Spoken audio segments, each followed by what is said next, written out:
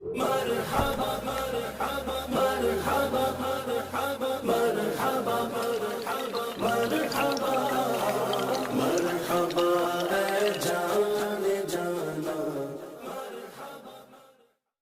میری خوش قسمتی کہ میں حضور کا امت ساری زندگی اس کا شکریہ ادا کرتا رہوں تو کہ شکر ادا نہ کروں۔ ہم حضور کی امتی، نبی انتظار کرتے رہے، نبی منتظر رہے۔ حضرت خلیل اللہ کی بارگاہ میں پکار رہے ہیں، ربنا وابعث فیہم رسولا، مالک رسول بھیج دے۔ کوئی کہتا ہے لیسا بفظ ولا بغلظ، وہ ترشرو نہیں ہوگا، سخت مزاج نہیں ہوگا، ماتھے پہ شکنے لانے والا نہیں ہوگا، وہ پیار بانٹنے والا ہوگا، بس وہ آیا جا رہا ہے۔ حضرت عیسیٰ نے تو نام بھی بتا دیا نا، مبشرم برسول یاتی من بعد اسمہ احمد، لوگوں میں جا رہا ہوں، چلو نام بھی بتا دیتا ہوں، میرے بعد جو آنے والا اس کا نام احمد ہوگا۔ نبی انتظار کرتے رہے، 12 نبیوں نے انتظار کیا حضور کی امت میں ہونے کے لیے، تمنا کی۔ نستورہ راہب انتظار کرتا رہا، بحیرہ راہب انتظار کرتا رہا۔ شب ہجر کی سختیاں کوئی اس سے جا کے پوچھے، تیری راہ تکتے تکتے جسے صبح ہو گئی۔ زندگیاں گزار دی انہوں نے۔ سلمان فارسی کی کہانی سن لو، مجوسی کے بیٹے تھے، حق کی طلب میں نکلے، باپ نے گھر سے نکال دیا، ایک پادری کے پاس جا کے رکے، زندگی بھر اس کی نوکری کی۔ جب اس کا آخری وقت آیا، اس نے کہا میری تدفین کے بعد غموریا چلے جانا، وہاں کا پادری خدا رسیدہ ہے، تجھے اس سے کچھ مل جائے گا۔ کہتے میں وہاں سے غموریا آ گیا، پھر اس پادری کی ساری زندگی خدمت کی۔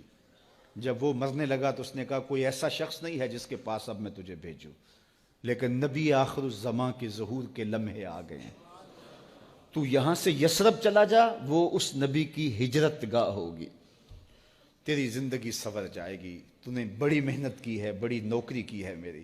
کہتے ہیں میں نے اس کو کہا کہیں ایسا نہ ہو میں دھوکہ کھا جو مجھے کوئی نشانی بتا دے۔ اس نے کہا 3 نشانیاں ہیں، ایک صدقہ نہیں لے گا، دوسرا ہدیہ رد نہیں کرے گا، تیسرا 2 کندھوں کے درمیان مہر نبوت ہو۔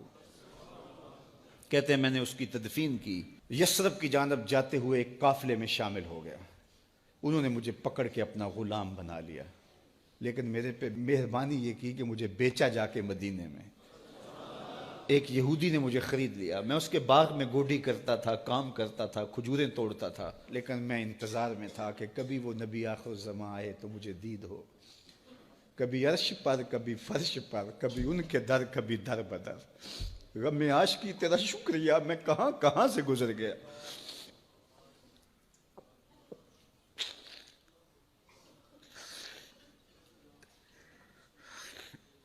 کہتے ہیں ایک دن میں اپنے باغ میں کھجوریں توڑ رہا تھا کہ ہواؤں میں مستی پیدا ہو گئی اور ہر سمت سے طلع البدر علینا کی صدائیں گونجنے لگیں۔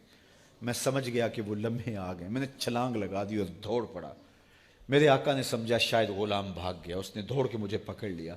میں نے اس کو کہا کہ میں نوکر تیرا ہی ہوں، لیکن دل نوکر کسی اور کا ہے، میں بھاگوں گا نہیں، مجھے جانے دے۔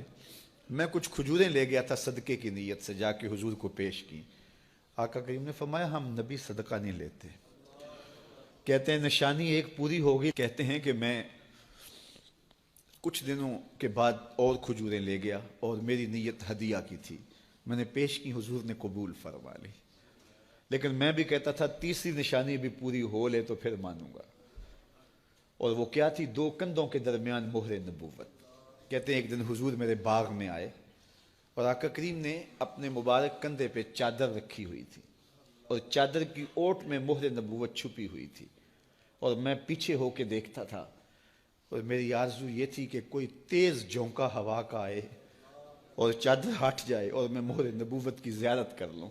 حضور میرے ارادہ قلب سے آگاہ ہوئے، فَأَلْقَى إِلَيَّ رِدَاءَهُ، حضور نے چادر اتار کے میری جانب پھینکی اور پھر ایسے رخ کر کے فرمایا انظر الی ما امرت بہ، اس پادری نے جو بتایا تھا دیکھ لے آ کے۔ تو کہا میں نے دیکھا کہ حضور کے 2 کندھوں کے درمیان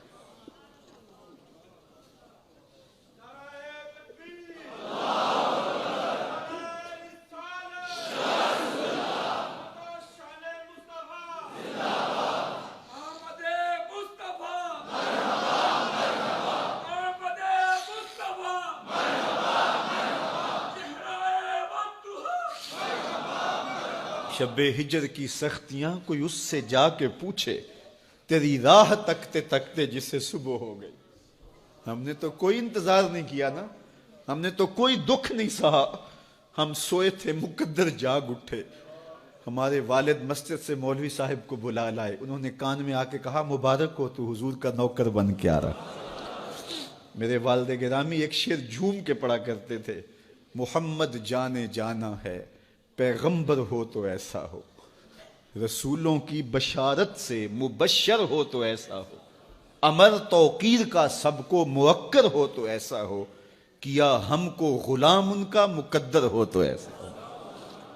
میں اپنے مقدر پہ قربان نہ جاؤں، آپ اپنے مقدر پہ نثار نہ جائیں، ہمیں وہ نبی ملا جو نبیوں کا نبی۔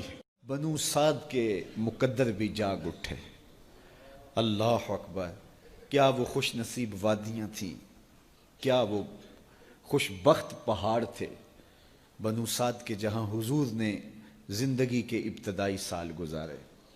اللہ اکبر۔ حضرت حلیمہ سعدیہ کہتی ہیں جب میں حضور کو گھر لے گئی تو میرے گھر میں روشنیاں آ گئیں، باقاعدہ عورتوں نے کہا حلیمہ تو اتنی امیر ہو گئی ہے رات کو بھی دیا نہیں بجھاتی۔ بڑے امیر کبیر گھرانوں میں بھی رات کو لوگ دیا بجھا دیا کرتے ہیں، لیکن تو اتنی ہی امیر ہو گئی ہے کہ رات کو بھی تیرے گھر کا دیا نہیں بجھتا۔ تو حلیمہ سعدیہ نے کہا آؤ میں تمہیں بتاؤں میرے گھر میں دیا کون سا روشن۔ باقاعدہ ہم جولیوں کو بلایا، پالنے میں حضور تھے، اشارہ کر کے کہا ما کننا نحتاج الی السراج من یوم اخذناہ، جب سے یہ پیارا گھر آیا ہے میں نے سارے دیے توڑ دیے، دیے کی ضرورت نہ مشعل کی حاجت، عجب روشنی تو نے پائی حلیمہ، بڑی تو نے توقیر پائی حلیمہ، بنی تو محمد کی دائی حلیمہ۔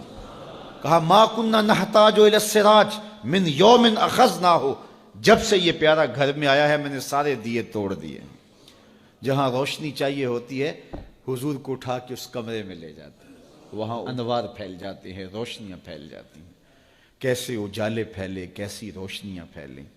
حلیمہ دا چھپر کھجوری دے تھلے، حوراں وچھالے نوری مسلے، فرش تو عرش تک پہ گئی دہائی، حلیمہ نے لٹ لئی خدا دی خدائی۔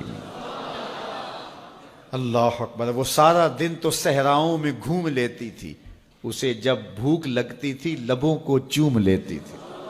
بخت جاگے حلیمہ سعدیہ کے کہ حضور ان کے گھر آئے۔ اللہ اکبر۔ جدھر سے گزرتے گئے نور پھیلتا گیا، انوار پھیلتے گئے۔ حضرت سیدہ طیبہ طاہرہ حضرت عائشہ سلام اللہ علیہا فرماتی ہیں کہ میں کچھ سی رہی تھی کہ میرے ہاتھ سے سوئی گر گئی۔ اب حضور کے گھر میں دیے میں جلانے کے لیے تیل بھی نہیں تھا، میں پریشان تھی، سوئی گر گئی، اتنے میں حضور تشریف لائے۔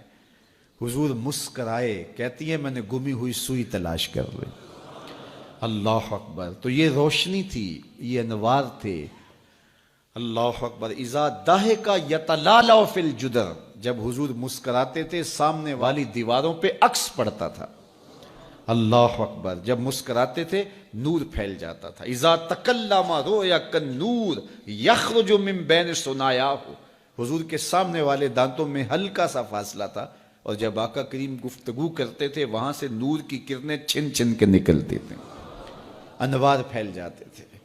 ایسا نوری ماحول، ایسا نورانی چہرہ۔ حضرت ابو ہریرہ بولے کل قمر لیلۃ البدر لم ارى قبلہ ولا بعدہ مثلہ، کیا پوچھتے ہو، 14ویں رات کا چمکتا ہوا چاند تھے میرے حضور۔ پھر کہا نہیں نہیں نہیں، حضور جیسا نہ پہلے دیکھا نہ بعد میں دیکھا۔ حضرت حسان بن ثابت پاس کھڑے تھے، کہا دیکھتے کیسے، کسی ماں نے جنم دیا ہوتا تو دیکھتے۔ خدا نے وہ سچا ہی پن چھڑیا جدے وچ محمد نو ٹالیا سی، حسینہ جمیلہ دا منہ موڑ دیتا، محمد بنا کے قلم توڑ دیتا۔ مثل او در عالم امکان متصور نیست، حضرت شیخ مجدد کہتے ہیں حضور کی مثل بزم عالم میں ممکن ہی نہیں ہے، ہو ہی نہیں سکتا۔ اور اقبال کا لہجہ بھی دیکھیے، رخ مصطفیٰ ہے وہ آئینہ کہ اب اس سا دوسرا آئینہ نہ کسی کی بزم خیال میں نہ دکان آئینہ ساز میں۔ تو وہ پیکر تراشا، وہ پیکر تراشا، مکھ چند بدرشا شانی ہے، متھے چمک دی لاٹ نورانی ہے، کالی زلف تیک مستانی ہے، مخمور رکھی ہن مد بھریاں، کیسا جمال دیا، کیسا حسن دیا۔ اچھا بریلی کے امام سے بھی پوچھ لیجئے، اللہ اکبر، بلبل نے گل ان کو کہا، قمری نے سروے جاں فضا۔ بلبل کی منتہائے پرواز تو یہی ہے نا، کسی کو پھول کہہ دے۔ بلبل نے گل ان کو کہا، قمری نے سروے جاں فضا۔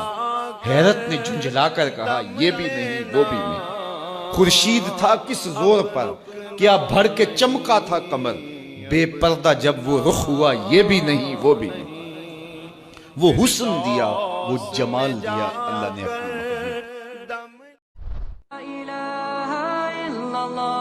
محمد رسول اللہ